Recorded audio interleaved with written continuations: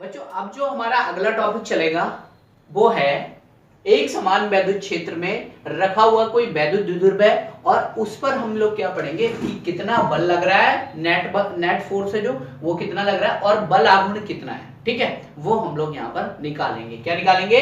वैद्युत द्विध्रुव पर बल तथा बल आघूर्ण। ठीक है, तो सबसे पहले हम लोग बात करते हैं किस पे? नेट फोर्स पे, कि अगर कोई वैद्युत क्षेत्र है, एक समान वैद्युत क्षेत्र है, यहाँ पर देखिए एक समान वैद्युत क्षेत्र की बात करिए। ठीक है, तो यूनिफॉर्म इलेक्ट्रिक फील्ड है। ठीक है, यूनिफॉर्म इलेक्ट्रिक फील्ड है यानी एक समान वैद्युत क्षेत्र है, तो उसमें अगर कोई वैद्युत द्विध्रुव रखा है तो उस पर नेट फोर्स कितना काम करेगा उसको हम यहाँ पर निकालते हैं। ठीक है, तो सबसे पहले एक डायग्राम बना लेते हैं।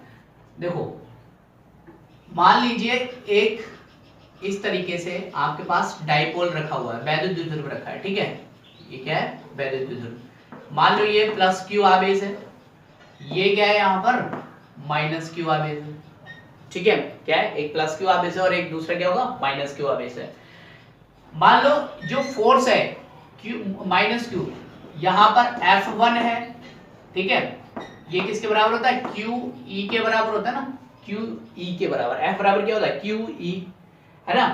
तो F1 बराबर कितना? Q E. और यहां पर जो फोर्स है प्लस क्यू पर वो कितना है? F2।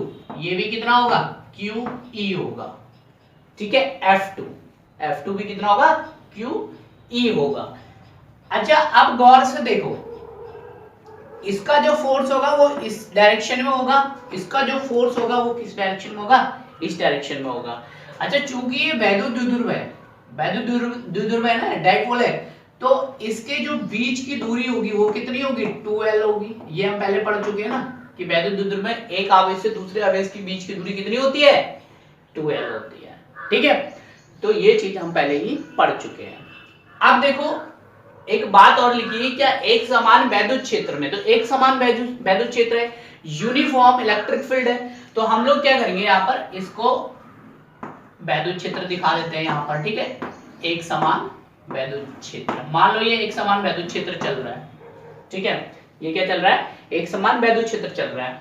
अब यहां से मैं यहां से क्या कर रहा हूं ना, इसका एक्सिस बना रहा हूं। ठीक है, यहां पर देखिए ये इस तरीके से इन दोनों रेखाओं को मिला रहा हूं। ये मान लीजिए ये भी इलेक्ट्रिक फील्ड चल रहा है यहाँ पर। ठीक है, ये इस तरीके से यहाँ पर एक ट्रायंगल बना रहा हूं मैं ऐसे करके। ठीक है, यहाँ पर। अच्छा यहाँ पर नामकरण कर देते हैं, इसको बोल देते हैं बी। ठीक है, और इसको बोल देते हैं एन पॉइंट, इसको बोल देते हैं ए पॉइंट। ये ए बी हो गया, ये एन हो गया। ठीक है, ए एन क्या है? यहाँ पर एक डाइपोल है। ये हो गया इसके नामकरण। मान लीजिए जो एंगल है वो कितना है? थीटा है, थीटा एंगल है। ठीक है, इनके बीच का जो एंगल है वो कितना है? थीटा है। ठीक है, बात समझ में आ गई? अच्छा अब ये पूरा जो डायग्राम है हमारा हो चुका है। अब बात करेंगे हम इस पे नेट फोर्स की। अगर हम बल की बात करें कि बल कितना लगेगा, तो यहाँ पर गौर से देखो, एक बात समझो, इस तरीके से डाइपोल रखा हुआ है, वैद्युत क्षेत्र की डायरेक्शन ये है, इस तरीके से चल रही है। डाइपोल कैसे रखा है? ऐसे रखा है। मान लो F1 फोर्स इस साइड में लग रहा है, कितना लग रहा है? QE लग रहा है। कितना लग रहा है? QE। ठीक है, F2 फोर्स कितना लग रहा है यहाँ पर? QE। सेम फोर्स लग रहा है, यानी यहाँ पर अगर 5 न्यूटन का फोर्स लग रहा है तो यहाँ पर भी कितना लग रहा है? 5 न्यूटन का। अगर यहाँ 10 का लग रहा है तो यहाँ कितना लग रहा है? 10 का लग रहा है। सेम मैग्नीट्यूड है ना फोर्स का, बल जो है वो कितना है? सेम है। तो आप गौर से देखो, अगर आप सेम बल से इसको इस पॉइंट को ऐसे खींचोगे और सेम बल से इस पॉइंट को ऐसे खींचोगे, ठीक है, नहीं आई बात समझ में? एक सेकंड अभी समझाता हूं। मान लो ये डाइपोल है, ये देखिए ये क्या है? मान लो डाइपोल है, आप क्या कर रहे हो? इसे रस्सी से बांध के ऐसे खींच रहे हो। अगर यहां खींचोगे तो ये ऊपर उठेगा, जाहिर सी बात है। लेकिन आप क्या कर रहे हो? इसको ऐसे भी खींच रहे हो, जितने फोर्स से यहां लगा रहे हो उतने ही फोर्स यहां लगा रहे हो। तो अच्छा गौर से देखो, सेम फोर्स यहां पे भी लग रहा है, सेम फोर्स यहां पर भी लग रहा है ना, बट डायरेक्शन क्या है दोनों की? एक की इधर है और एक की क्या है? फोर्स की अपोजिट है। मैग्नीट्यूड सेम है, QE है। ठीक है, बट क्या है? डायरेक्शन अपोजिट है। तो नेट फोर्स कितना होगा? यहां पर अगर मैं बात करूं नेट फोर्स की, तो यहां पर जो नेट बल होगा F1। यहां पर देखो F1 होगा ना, F1 नेट फोर्स कितना होगा? जाहिर सी बात है F1 प्लस F2 होता है ना, नेट फोर्स अगर निकालोगे तो दोनों को जोड़ोगे, ठीक है। तो यहां पर क्या लिखता हूं मैं, F1 और F2। अब यहां पर देखो F1 की वैल्यू कितनी, QE है, ठीक है, और F2 की वैल्यू कितनी, QE ही है, लेकिन डायरेक्शन क्या है, अपोजिट है। डायरेक्शन क्या है, अपोजिट है। तो यहां पर एक बात देखो, यहां पर QE को मेंशन कर रहा हूं मैं माइनस में, तो यहां पर देखो QE माइनस QE, ठीक है, कितना, 0। अच्छा गौर से एक बात समझो, आप जनरली अगर बात समझो तो इतना जितना फोर्स यहाँ लग रहा है उतना फोर्स यहाँ लग रहा है, तो वस्तु क्या होगी, हिलेगी नहीं, है ना। अगर मान लो इस जितना धक्का आप इधर दे रहे हो उतना ही धक्का इधर दे रहे हो, उतनी ताकत इधर लगा रहे हो, तो वस्तु तो स्थिर रहेगी ना। तो नेट फोर्स कितना हो गया, 0 हो गया, साफ सीधी बात है ना। तो ये निकल के आया आपका नेट फोर्स। तो अगर एक समान वैद्युत क्षेत्र में कोई वैद्युत द्विध्रुव लगा रखा हुआ है तो उस पर जो नेट फोर्स काम करेगा यानी बल जो लगेगा वो कितना लगेगा, 0 लगेगा। कितना न्यूटन का, 0 न्यूटन का, ठीक है। तो ये नेट फोर्स हो गया आपका, ये क्या हो गया, नेट फोर्स हो गया। ये तो आपका नेट फोर्स आ गया। अब बात करते हैं हम बल आघूर्ण पर, बल आघूर्ण पर। अच्छा बल आघूर्ण की बात कर लेते हैं थोड़ी, ठीक है। यहां पर हम लोग निकाल रहे हैं क्या, बल आघूर्ण। अब देखो ये जो बल आघूर्ण होता है, ये जो बल आघूर्ण होता है इसको टॉ से रिप्रेजेंट करते हैं हम लोग, किससे, टॉ से रिप्रेजेंट करते हैं। इसे बोलते हैं बच्चों टॉ, इसको क्या बोलेंगे, टॉ, ठीक है। इसे टॉ से रिप्रेजेंट करते हैं। और ये जो होता है ये होता है एक्चुअली जो बल आघूर्ण है ना आपका, बल आघूर्ण ये क्या, प्रत्यानयन बल के बराबर होता है। अब प्रत्यानयन बल की बात करें तो एक फोर्स इस साइड में लग रहा है, एक फोर्स इस साइड में लग रहा है, तो इसको बोलेंगे प्रत्यानयन बल, ठीक है। एक बल का युग्म है ना, एक बल का युग्म है, दो बल लग रहे हैं ना यहाँ पर, एक इस साइड में एक इस साइड में, तो बल का युग्म इसको बोलते हैं प्रत्यानयन बल, ठीक है। और प्रत्यानयन बल जो होता है वो बल आघूर्ण के बराबर होता है, जिसे हम टॉ से रिप्रेजेंट करते हैं। तो जनरली मैंने डायरेक्ट यहाँ पर लिख दिया है टॉ। आपकी बुक में क्या मेंशन होगा, प्रत्यानयन बल मेंशन होगा, ठीक है। तो मैंने यहाँ पर डायरेक्ट लिख दिया क्या, बल आघूर्ण। तो बल जो आघूर्ण जो होता है वो होता है आपका आवेश, आवेश पर लगने वाला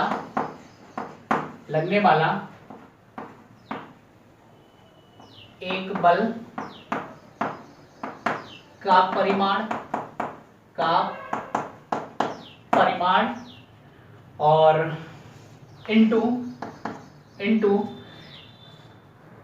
किसके साथ, इन पर जो क्रिया रेखा है ना, क्रिया रेखा के बीच की दूरी, क्रिया रेखा के बीच की दूरी, ठीक है। तो इन दोनों जो ये आवेश है ना, इन दोनों के बीच की दूरी, लंबवत बीच की दूरी ऐसे लिख सकते हो, ठीक है। लंबवत बीच की दूरी लिख देता हूं मैं खाली यहां पर, ठीक है। लंबवत बीच की दूरी। अच्छा अब यहां पर देखो एक फैक्टर देखो, आवेश की अगर बात करें, आवेश पर लगने वाला वाला एक बल का परिमाण, ठीक है। तो कोई सा भी बल ले लो, चाहे F2 ले लो चाहे F1 ले लो, ठीक है। तो यहां पर F1 का परिमाण कितना है, QE है ना, तो यहां पर मैं क्या ले लेता हूं, QE, ठीक है, मल्टीप्लाई बाय किससे, लंबवत बीच की दूरी। तो यहां पर देखो लंबवत, ये बीच की दूरी है ना, लंबवत ये वाली है ना, लंब डालना ना, तो लंबवत बीच की दूरी कितनी होगी, दोनों आवेशों की, ठीक है। तो ये होगी ना BN, तो यहां पर मैं लिख देता हूं BN, ये हो गई, ठीक है। अब हमें क्या चाहिए होगी, BN की वैल्यू चाहिए होगी, जिसकी बात मैं कर रहा था उस टाइम पे कि हम लोग क्या करेंगे, लाल बटे कक्का से या फिर पाइथागोरस में से निकालेंगे, ठीक है। तो यहाँ पर ये जनरली क्या है, कर्ण है, कर्ण को मैं K से लिखता हूं, ठीक है। कर्ण कितना है, 2L है, ठीक है। हमें क्या निकालना है, ये लंब है ना, लंब, इसको L से लिख रहा हूं मैं, ठीक है। तो अब गौर से देखो, हमारे पास एक रेशियो होता था क्या, साइन थीटा बराबर लंब बटे कर्ण होता था। अब मुझे निकालना क्या, लंब निकालना है, तो लंब बराबर क्या हो जाएगा, K इंटू साइन थीटा, और K की वैल्यू कितनी, 2L, तो ये कितना हो गया, 2L साइन थीटा, कितना हो गया, 2L साइन थीटा। तो L की वैल्यू कितनी आ गई, 2L साइन थीटा। तो मैं यहां पर लिख सकता हूं ना, इसको ऐसे मेंशन कर सकता हूं, 2L साइन थीटा। बात समझ में आ गई। तो ये क्या हो गया, 2L साइन थीटा, ठीक है। और इसको जनरली आप ऐसे भी समझ सकते हो कि लंबवत है ना, तो लंबवत घटक और आपने पढ़ा होगा ना, लंबवत घटक पढ़े हैं ना, लंबवत घटक को किससे रिप्रेजेंट करते हैं, साइन थीटा से रिप्रेजेंट करते हैं, ठीक है। लंबवत घटक में किस क्या लेते हैं, साइन थीटा लेते हैं। चलो फिलहाल तो आपको क्या पढ़ना है, ऐसे आप पाइथागोरस थ्योरम में से या फिर ट्रिग्नोमेट्री के रेशियो से आप निकाल सकते हो, ठीक है। तो हमने कितनी वैल्यू निकाली यहाँ पर bn की 2l sin थीटा, तो यहाँ पर मैं लिख देता हूँ qe into 2l sin theta. अब यहाँ पर देखो q और 2l को मैं एक साथ लिख रहा हूं, तो q इंटू 2l लिख सकता हूं यहां पर, है ना, और e को मैं अलग लिख रहा हूं और sin थीटा को उसके साथ लिख रहा हूं, ठीक है। तो यहां पर देखो q इंटू 2l जो बराबर होता है किसके, p के, याद करो p के बराबर होता है। p बराबर क्या होता है, यहां पर देखो p बराबर क्या होता है, p बराबर क्या होता है, q इंटू 2l होता है ना, ये हमने पढ़ा था पहले भी, पहले पढ़ा था ना लास्ट वीडियोस में। तो यहां पर देखो ये जो राशि है ये पूरी, ये किसके बराबर हो गई, p के बराबर हो गई, ठीक है। तो यहां पर टॉ की जो वैल्यू निकल के आ रही है वो कितनी आ रही है, यहां देखो p और ये वाला कितना है, e है, और ये कितना है, sin थीटा है, ठीक है। तो क्या बना हमारा बल आघूर्ण, कितना बना, बल आघूर्ण टॉ बराबर p sin थीटा। तो इसका डेरिवेशन आपको इस तरीके से करना है, ठीक है, सिंपल ही करना है आपको, कोई ज्यादा लेंथी नहीं करना है, ज्यादा चक्कर में नहीं पड़ना है, और आई होप अच्छे से समझ में आ गया होगा, है ना बच्चों। अब जो हमारा अगला टॉपिक है, ठीक है, इसको मैं बहुत अच्छे से एक्सप्लेन करूंगा और आपको बहुत अच्छे से समझ में आएगा, ठीक है। अगला जो टॉपिक है वो है एक समान वैद्युत क्षेत्र में वैद्युत द्विध्रुव को घुमाने पे किया गया कार्य। अब देखो मान लो कोई वैद्युत द्विध्रुव जो है वो इस तरीके से रखा हुआ है, ठीक है, जो भी आपका डाइपोल है वो इस तरीके से रखा हुआ है, इस पोजीशन में रखा हुआ है, ठीक है। मान लो मैं यहाँ पर बना देता हूँ, यहाँ पर एक जो डाइपोल है आपका -q और +q वो इस पोजीशन में रखा हुआ है, ठीक है, और ये क्या चल रहा है, इलेक्ट्रिक फील्ड चल रहा है, ठीक है, वैद्युत क्षेत्र चल रहा है। इसी डायरेक्शन में क्या रखा हुआ है, आपका वैद्युत द्विध्रुव रखा हुआ है, इसके बीच की दूरी कितनी, 2 है, ऐसे रखा हुआ है, ठीक है। अब इस पोजीशन में रखा हुआ है तो हम क्या कर रहे हैं, इसको ऐसे करके यहाँ पे कुछ फोर्स लगा रहे हैं और यहाँ पर कुछ फोर्स लगा रहे हैं, ठीक है। तो इसको इस पोजीशन में लेके आ रहे हैं, ऐसे घुमा रहे हैं, इस तरीके से ऐसे घुमा रहे हैं, ठीक है। अब यहां से यहां तक जाने में कितना कार्य हुआ उसकी कैलकुलेशन का डेरिवेशन हम यहाँ पर निकालेंगे, ठीक है, बात समझ में आ गई।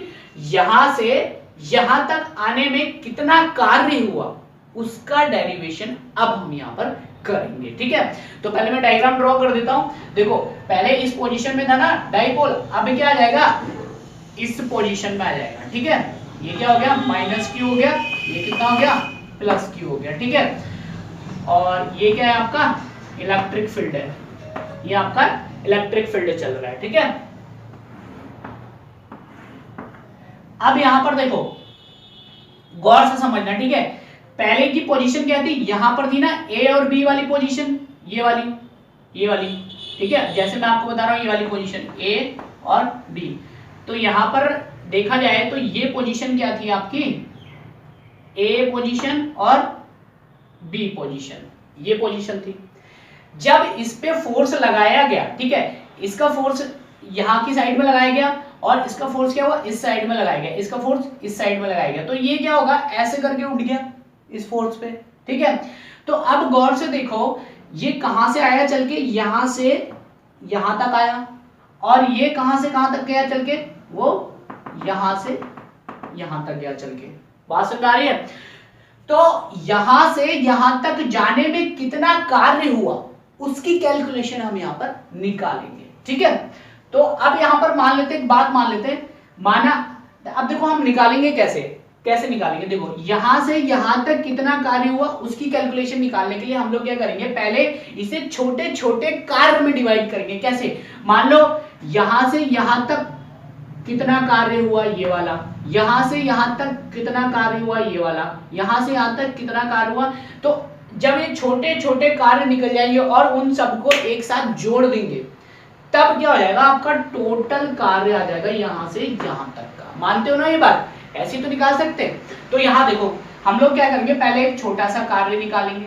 मान लो छोटा सा जो कार्य है, ठीक है, मान लो छोटा सा जो कार्य है वो मैं यहां पर ऐसे ड्रॉ कर रहा हूं यहां तक, ये एक छोटा सा कार्य, इसे मैं बोल रहा हूं क्या, अल्फा।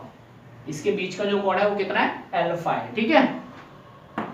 अब यहां पर ये जो पूरा कार्य है, पूरा कार्य का जो आपका एंगल है वो कितना है, थीटा है। मैं यहां बोल देता हूं थीटा है। यहां से लेकर यहां तक का जो एंगल है वो कितना है, थीटा है। और यहां से यहां तक का ये छोटा सा जो कार्य है ये क्या है, अल्फा है, ठीक है। तो अल्फा का जो कोणीय विस्थापन हुआ इतना, यहां से यहां तक का जो कोणीय विस्थापन हुआ, कोणीय विस्थापन वो कितना होगा, डी अल्फा होगा। कितना होगा, डी अल्फा, ठीक है। अभी हम यहां पर मेंशन कर लेंगे, लिख नहीं रहा हूं मैं यहां पर। और एक बात सोचो, यहां से ए बी में पोजीशन में था, अब इसको घुमाया, इस पोजीशन में आया, तो इसको मैं बोल देता हूं ए डैश, और ये हो गया बी डैश पोजीशन में आ गया, ठीक है। तो इतना हमें डायग्राम बनाना है, और अब जाके हमें क्या करना है, इसमें कैलकुलेशन करनी है। तो पहले हम कौन सा निकालेंगे, छोटा सा कार्य निकालेंगे, ठीक है। क्या निकालेंगे, छोटा सा कार्य निकालेंगे, ठीक है। तो छोटा सा कार्य के लिए हम लोग क्या करेंगे, सबसे पहले हमें क्या पता होना चाहिए, हमने जो लास्ट अभी पढ़ा था, क्या पढ़ा था, टॉ बराबर पी ई साइन थीटा, ये पढ़ा था ना हमने यहाँ पर। तो अगर अल्फा की बात करेंगे तो यहाँ पर कितना आ जाएगा, पी साइन अल्फा आ जाएगा, ठीक है। अच्छा, अब देखो यहाँ पर मैं ये तो आपको ऐसे ही बता रहा था कैजुअली, क्योंकि अभी ये काम में आएगा, ठीक है। तो अभी फिलहाल हम जो बात कर रहे हैं वो कर रहे हैं छोटे से कार्य पर। तो यहाँ पर मैं लिख रहा हूं, देखो यहाँ पर जो कोणीय विस्थापन है, कोणीय विस्थापन, ये वाली पोजीशन का जो कोणीय विस्थापन है वो कितना है, डी अल्फा है, ठीक है। तो यहाँ पर लिखता हूं मैं, कोणीय विस्थापन डी अल्फा तय करने में द्विध्रुव द्वारा किया गया छोटा सा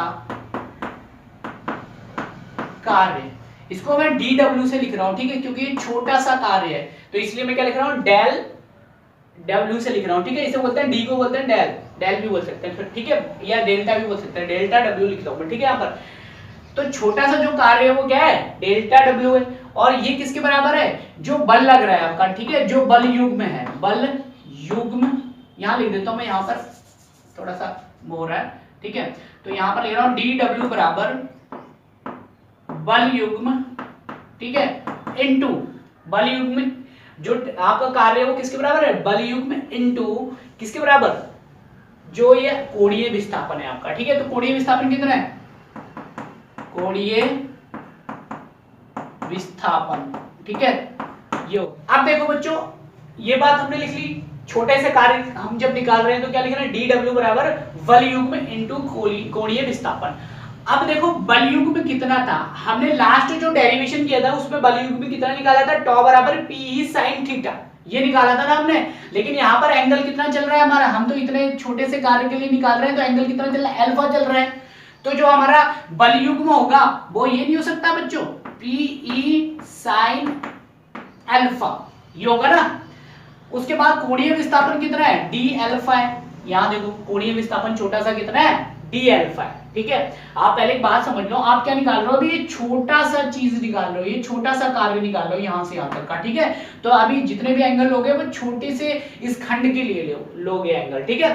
तो डी डब्ल्यू बराबर कितना, डी डब्ल्यू बराबर P E sign alpha D alpha, ये बना हमारा छोटा सा कार्य जो आया, ठीक है। अब गौर से देखो, ऐसे छोटे छोटे कार्यों को मिलाकर अगर मिला दिया जाए तो क्या हो जाएगा, ये बड़ा कार्य हो जाएगा, है ना। तो हमें क्या करना है, यहाँ पर हम क्या करेंगे, ऐसे एक साथ तो मिला नहीं सकते ना ऐसे करके, तो हम लोग क्या करेंगे, यहाँ पर समाकलन का सहारा लेंगे। तो समाकलन में अगर हम लिमिट लगाकर इसे एक बार में निकाल दें तो पूरा कार्य निकल आएगा, ठीक है। तो आप गौर से देखो, मान लो इनिशियल एंगल यहाँ पर कितना होगा, जब इस पोजीशन में ए बी पोजीशन में कितना होगा, इसके बीच का एंगल 0 होगा, है ना। और जब यहां पर पहुंच गया A B A dash B dash की पोजीशन में, तो ये जो एंगल बढ़ के कितना हो गया, थीटा हो गया ना, ये एंगल थीटा, ठीक है। जब ये एंगल थीटा हो गया तो लिमिट में क्या ले सकता हूं, 0 से थीटा, ठीक है। हमें पूरा कार्य कितना निकालना है, 0 से थीटा तक का। तो अब देखो मैं लिख रहा हूं क्या, यहां पर द्विध्रुव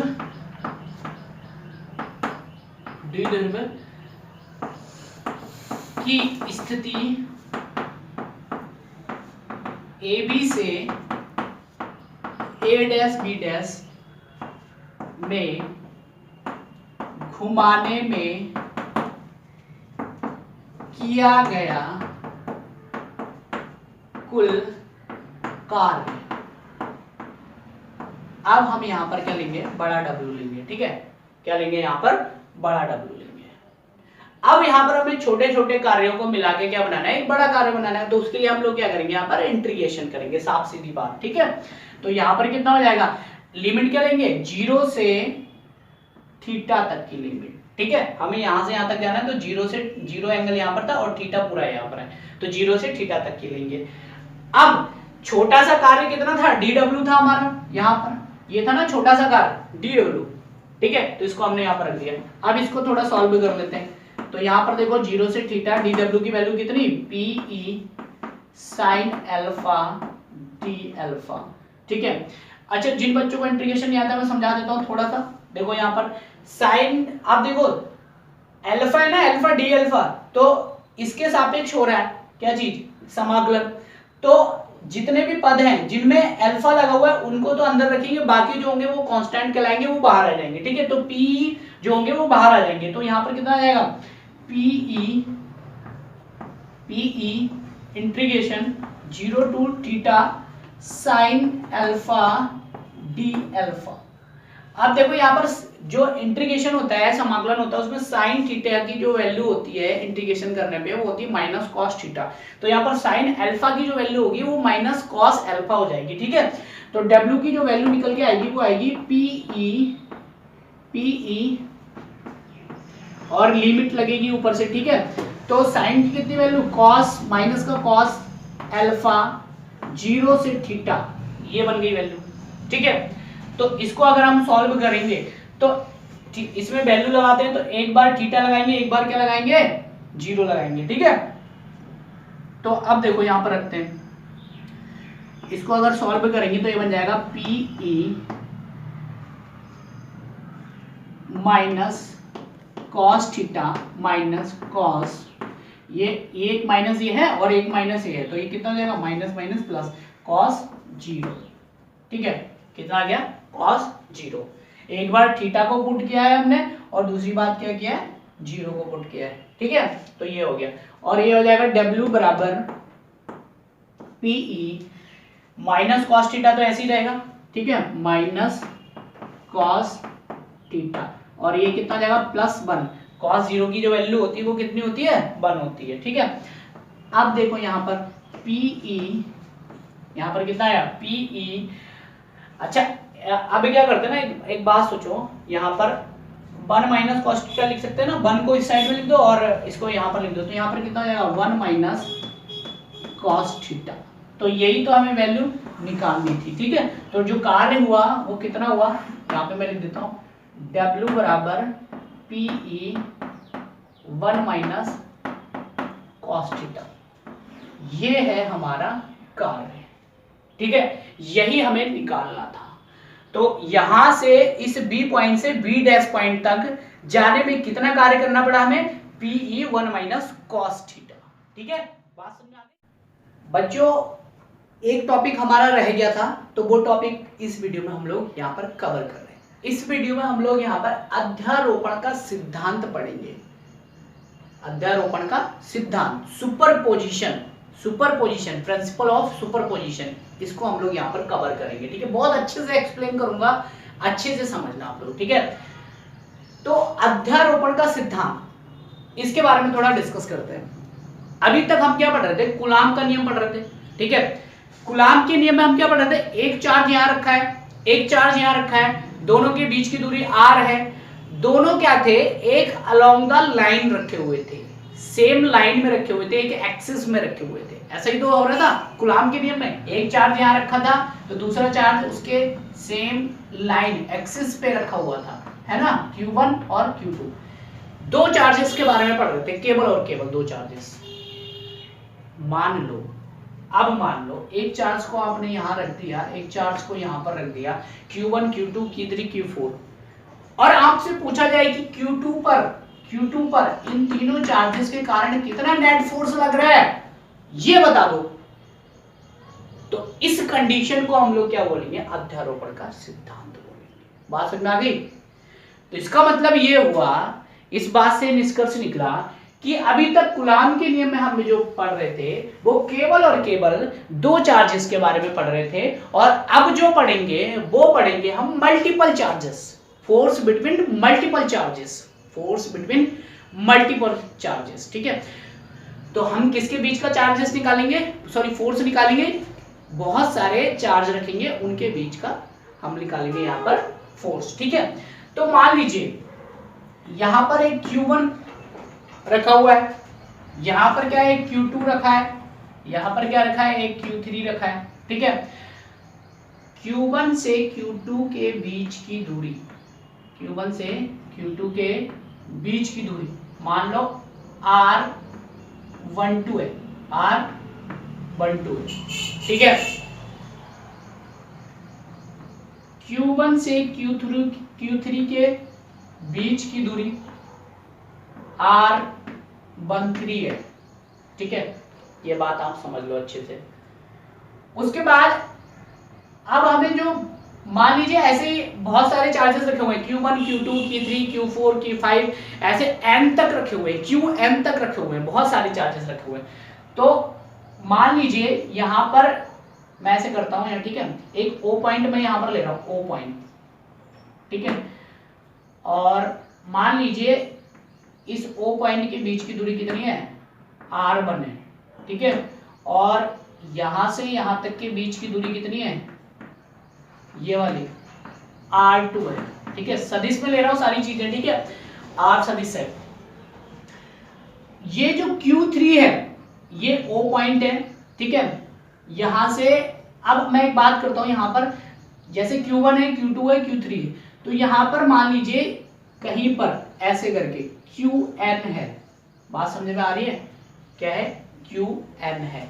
यहां पर कितना था, Q1 था, यहाँ पर कितना है, Q2 है, और यहाँ पर कितना है, Q3 है, और यहाँ पे कहीं पे जाके बहुत आगे जाके क्या मिलेगा हमको, Qn मिलेगा। ठीक है, बात समझ में आ रही है। तो इस तरीके से हमें क्या निकालना है,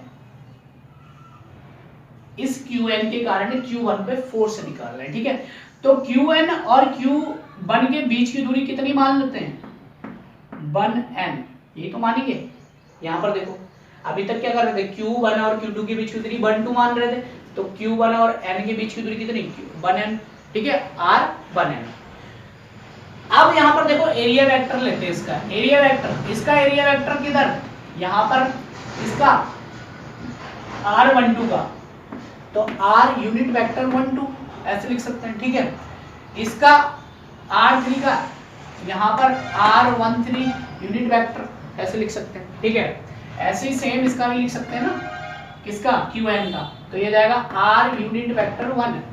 बात समझ में आ गई। ये आपका हो गया डायग्राम, किसका, आपके अध्यारोपण के सिद्धांत का। ठीक है, तो आपको डायग्राम ऐसे ड्रॉ करना है, रटना नहीं है, बिल्कुल आपको समझना है। ठीक है, Q1 Q2 रखे, Q3 रखे, और ऐसे क्या है, n तक चार्जेस रखे हुए हैं। ठीक है, तो यहां पर इन चीजों का हमें ध्यान देना है। ठीक है, अब हमें निकालना है क्या, Q2 के कारण Q1 पे कितना फोर्स लग रहा है, Q3 के कारण Q1 पे कितना फोर्स लग रहा है, ऐसे ही Q4 के कारण Q1 पे कितना फोर्स लग रहा है, फिर Qn तक निकालना है हमें। ठीक है, तो Qn के कारण Q1 पे कितना फोर्स लग रहा है, और इन सब का परिणामी फोर्स कितना है Q1 पे, ये हमें निकालना है। ठीक है, तो इसके लिए हम लोग क्या करेंगे, अलग अलग फोर्सेस निकालेंगे। पहले Q2 के कारण Q1 पे निकाल लेते हैं, फिर Q3 के कारण Q1 पे निकाल लेते हैं, फिर Qn के कारण Q1 पे निकाल लेते हैं। ठीक है, तो अब देखो यहाँ पर कूलाम के नियम से ही निकालेंगे। ठीक है, तो यहाँ पर लिख रहा हूं मैं एक लाइन, Q2 के कारण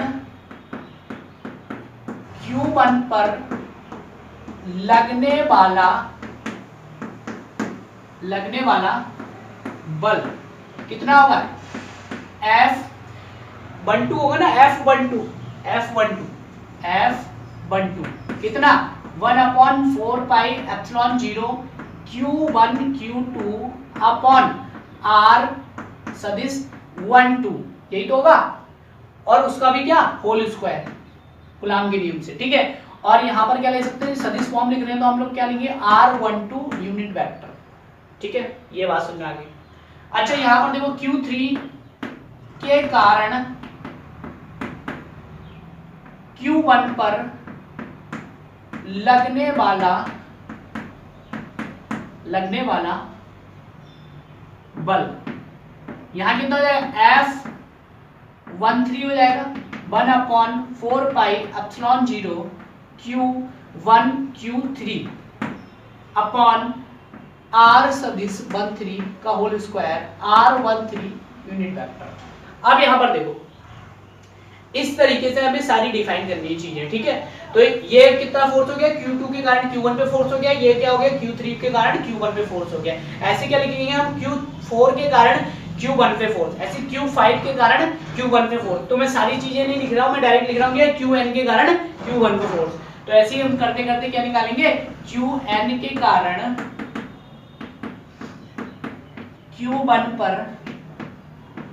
लगने वाला बल। अब देखो F कितना होगा, 1n = 1/4πε0, ठीक है। और यहां पे कितना लिख सकता हूं मैं, n निकालना है ना, तो यहां पे लिखेंगे Q1 × Qn अपॉन R1 का होल स्क्वायर और R1n यूनिट वेक्टर। ये बात समझ आ गई। अगर हमें परिणामी निकालना है, परिणामी, तो हम क्या करेंगे, जोड़ेंगे ना सारी चीजों को। तो हम क्या करेंगे, अब देखो हम लिखते हैं क्या, परिणामी फोर्स Q1 पर, यहां पर लिख लेता हूं Q1 पर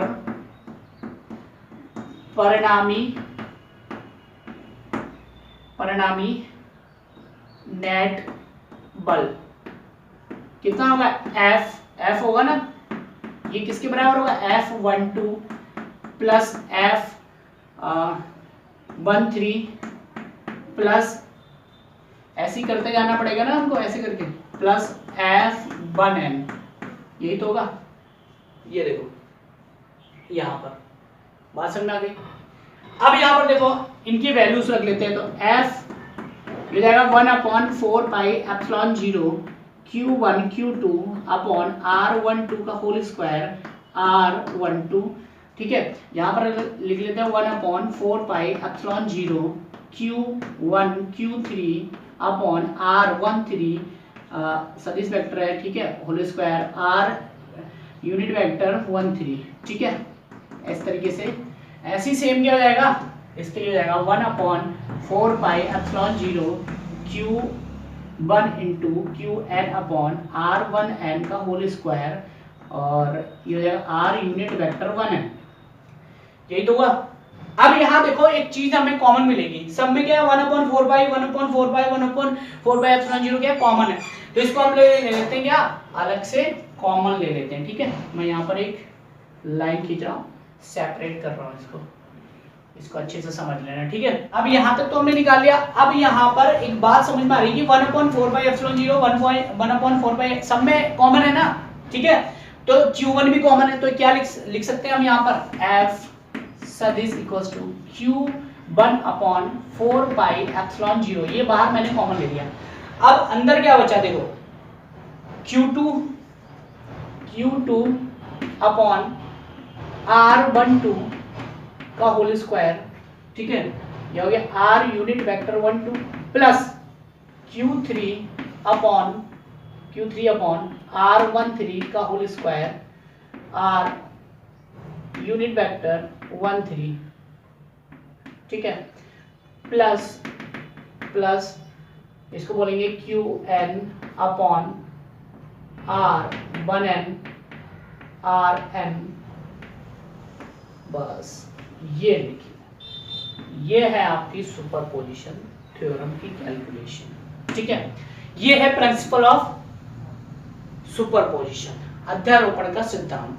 तो आपका जो नेट फोर्स निकल के आएगा, परिणामी बल निकल के आएगा, वैद्युत बल, वो इसके बराबर होगा, इसकी कैलकुलेशन के बराबर होगा, ठीक है। ये क्या है, आपकी अध्यारोपण का सिद्धांत। तो आई होप बहुत अच्छे से आपको यहाँ पर मैंने एक्सप्लेन किया है, अच्छे से आपको समझ में आ गया होगा। इसको आप नोट कर लीजिए। फिर